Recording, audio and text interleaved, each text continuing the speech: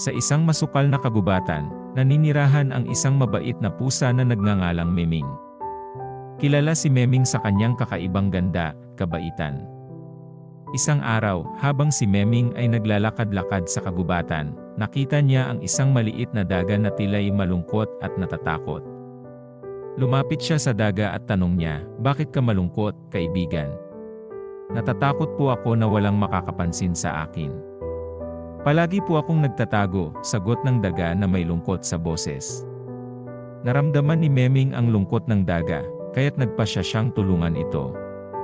Hinayaan niyang sumama ang daga sa kanya, at sinimulan ang kanilang paglalakbay.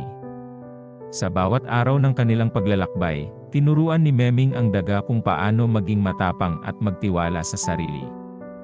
Sinabi niya sa daga, "Kailangan mong magtiwala sa sarili mo, at sa mga dagang nagmamahal sa'yo.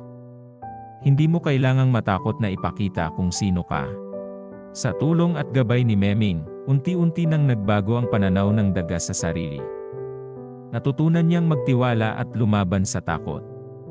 Hanggang sa isang araw, nakita niya ang sarili na hindi na natatakot lumabas sa liwanag at ipakita ang kanyang tunay na sarili. Sa wakas, natutunan ng daga na sa tulong ng iba at sa pagtitiwala sa sarili, kahit gaano man kaliit ay may kakayahan siyang baguhin ang kanyang mundo.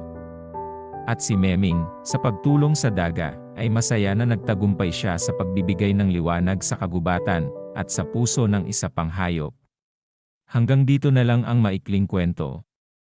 Sana ay may natutunan kayo. Maraming salamat po sa panonood.